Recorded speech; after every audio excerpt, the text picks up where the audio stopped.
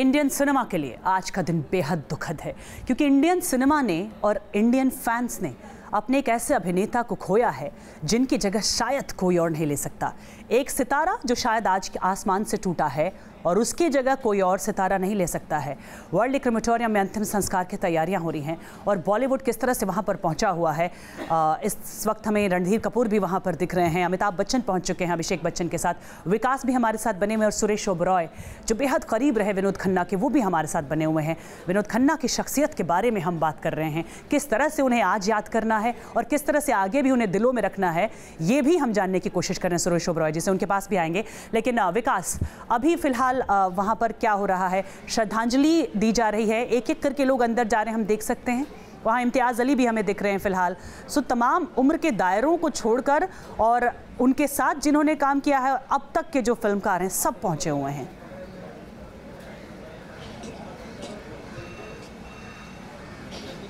बिल्कुल सारिका, यहाँ पर बॉलीवुड की तमाम शख्सियतें जो हैं वो विनोद खन्ना को अंतिम विदाई देने आई हुई हैं। और जैसा कि कहा जाता है कि अगर ये जानना है कि इंसान कितना अजीज था लोगों का, तो उसकी अंतिम यात्रा पर नज़र डालनी चाहिए। तो वही कुछ यहाँ पर देखने को मिल रहा है। ज़्यादातर बड़े बड़े नाम जो बॉलीवुड के हैं वो इस समय उनकी अंतिम यात्रा में शरीक हुए थे और वो अब स्मशान पहुँच चुके हैं।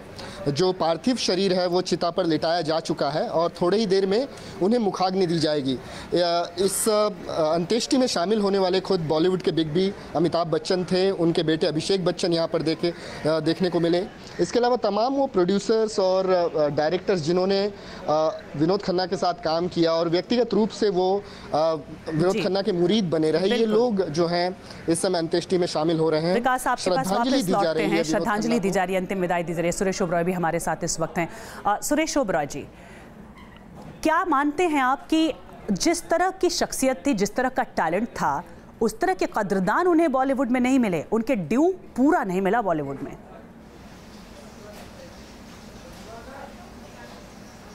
उनको लेना होता था तो लिया, उन्होंने अपनी मर्जी से छोड़ा है काम। उनको ड्यू क्यों नहीं मिला? बहुत कुछ मिला। नेगेटिव रोल से सीधा हीरो बन गए और इतने कम स्टार थोड़ा ही थे, बहुत बड़े स्टार थे। अपनी मर्जी से उन्होंने काम छोड़ा और चले गए आध्यात्मिक की ओर पे, फिर वहाँ से वो पॉलिटिक्स में चले गए, फिर भी आए, वापस भी एक्सेप्ट किया उनको इंडस्ट्री ने।